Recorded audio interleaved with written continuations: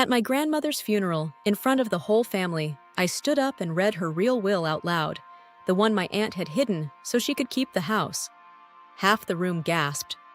My aunt screamed that I'd desecrated a funeral. So before you decide I'm the asshole, let me tell you how that folded piece of paper ended up in my hands and what it actually said. I'm 34. My grandmother, I called her Nana, basically raised me for a chunk of my childhood. Her house was the one safe place in a messy family, and Nana was sharp right up until the end. Organized. The kind of woman who labeled her spice jars and kept every important document in a specific fireproof box in her closet, and told me more than once, when I'm gone, everything you need is in the box. Nana passed in the spring. And within about 48 hours, my Aunt Carol, Nana's daughter, had moved fast. Carol announced almost immediately that Nana had left everything to her, that there was a will, and that the house, Nana's house, was now hers. She said it with this rehearsed sadness, like she'd been waiting to say it. Something felt off from the first minute. Because Nana had told me, plainly, more than once, what she wanted. She wanted the house sold and the money split evenly among her grandchildren. There are 4 of us. Because, in her words, your parents had their chance. This is for you kids. She was proud of that plan. She talked about it like it was the last useful thing she could do. So when Carol suddenly had a will leaving her the whole house, I asked to see it. Carol got cagey, said it was with the lawyer, then being processed, then none of your business, you're just a grandchild. Every time I asked, the story shifted. And Carol had been the one to handle Nana's things in those first 2 days, alone, in the house, before anyone else got there. Here's what cracked it open. About a week after Nana died, I went to the house to grab a few photos, and I did the thing Nana always told me to do. I looked in the box, the fireproof box in the closet, and it had clearly been gone through, but tucked into the lining, folded small, like Nana had hidden a backup on purpose, was a will. Signed, dated, witnessed. 2 years newer than anything Carol was waving around. And it said exactly what Nana had told me for years. House sold, split 4 ways among the grandkids. Nana, it turned out, didn't fully trust Carol either. She'd made a proper, recent, witnessed will, and she'd hidden a copy in the one place she knew I'd look, because she'd told me to look there my whole life. So now I had the real will.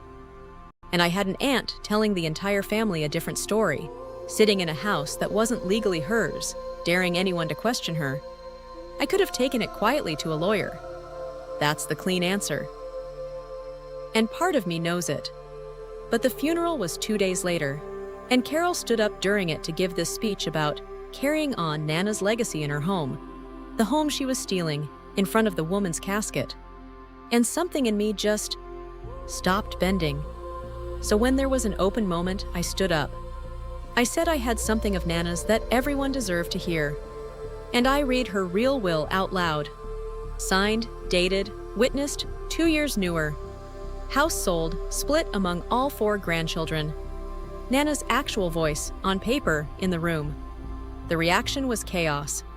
Carol went white, then red, and screamed that I ruined the funeral, that I made it about money, that I disrespected the dead. Some relatives were horrified at me. Others just stared at Carol, doing the math on what she'd been claiming for a week.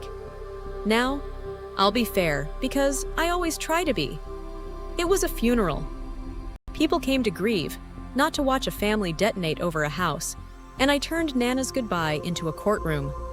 That's real, and I've had nights where I wished I'd waited 2 days and done it in an office.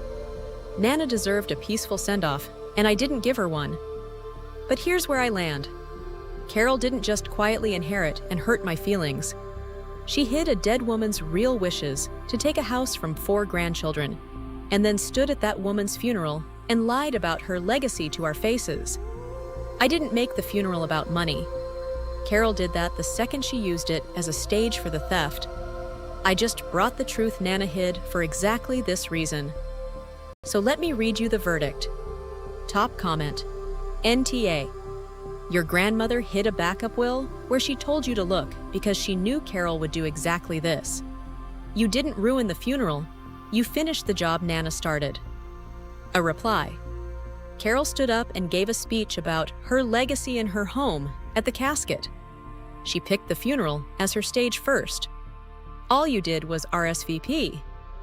But a fair one. Soft YTA on the venue only.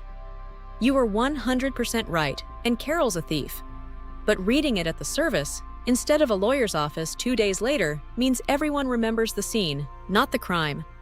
Right truth, wrong room. That one's fair. Nana deserved a quieter goodbye. And the top reply of them all. A hidden will isn't a family disagreement, it's fraud. Your aunt gambled that grief would keep everyone too polite to check the box. Your grandmother knew you better than that. So where's it at? The real will is with a lawyer now, and it's going to hold. It's newer, signed, and witnessed. Carol tells everyone I'm the monster who hijacked a funeral. And me, I keep hearing Nana say, everything you need is in the box, and thinking she was talking to me from 2 years ahead. So you tell me, am I the asshole for reading my grandmother's real will at her funeral after my aunt hid it to keep the house? NTA or YTA? Be honest in the comments. I can take it. And if a family member's ever tried to rewrite a dead person's wishes while everyone was too polite to look, you already feel this one in your chest. Hit subscribe. This channel's for you.